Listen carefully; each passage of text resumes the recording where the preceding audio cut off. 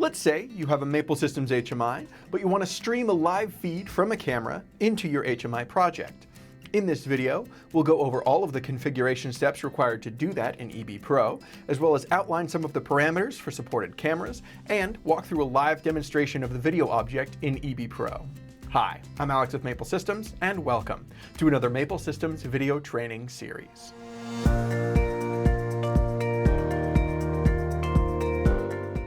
To follow along with this tutorial, you'll need a Maple Systems HMI. I'll be using a CMT 2108X2 for this tutorial. You'll also need a camera. I'll be using a Logitech USB webcam, but an IP camera would work just as well. And you'll need EBPro, our free HMI programming software. To start, you'll want to make sure to have your network configured properly, especially if you're using an IP camera, like in this diagram. You'll need your PC, HMI, and camera to all be on the same network subnet in order to properly recognize each other.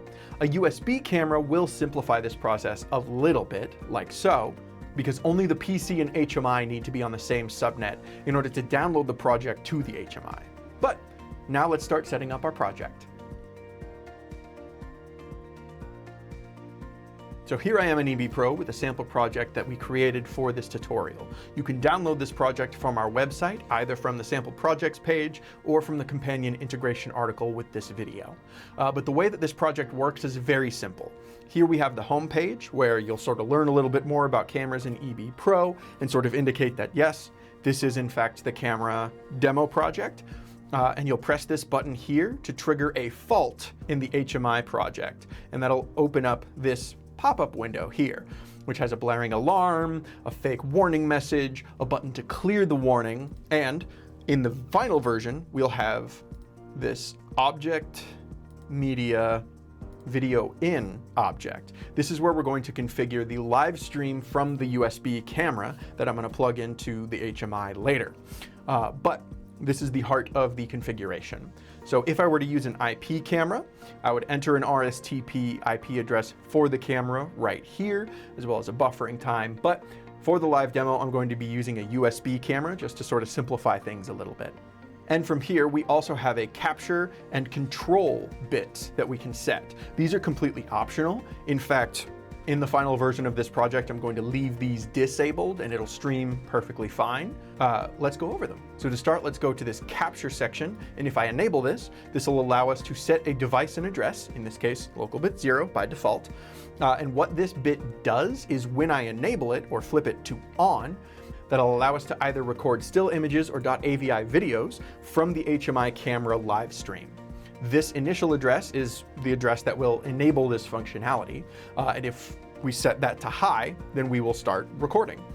We can record either in a video or an image format, and we can store that to either a USB disk or, if our HMI supports it, an SD card slot.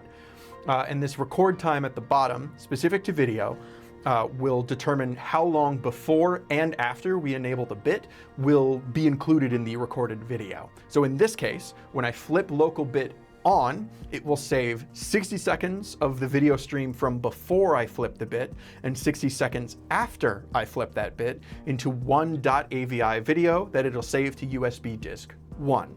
But in the meantime, I'm going to disable that, and let's talk about the control bit here. The control is a word address, as you can see here, that allows us to control the camera itself.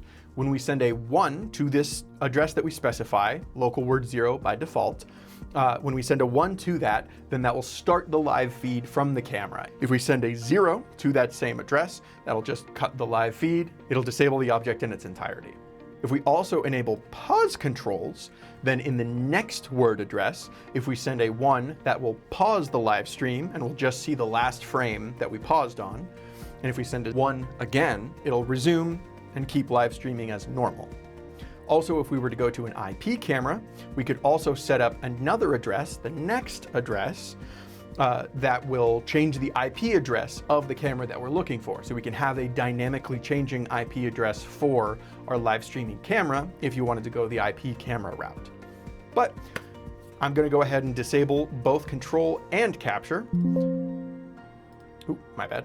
I need to set it to USB. And I'm going to go ahead and drop this object right there. And that should look good. Now let's go to the live demo. So I've gone ahead and downloaded my sample project to my HMI. I've got it powered on here. I've got a USB camera plugged into the USB slot, and I've got an Ethernet cable going out to my PC just so that we can see what's going on the screen using Live VNC. So I've got the sample project pulled up here, and I'm gonna go ahead and trigger a fault in my conveyor belt.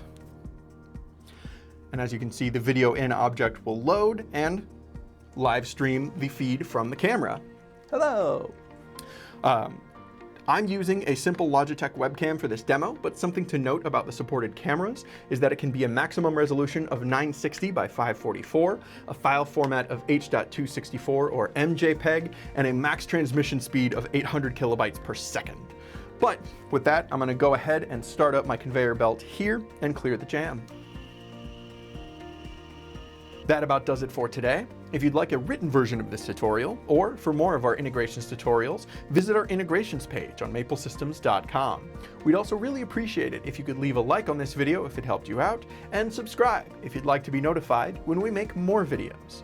Thank you so much for watching, and I hope you have a wonderful day.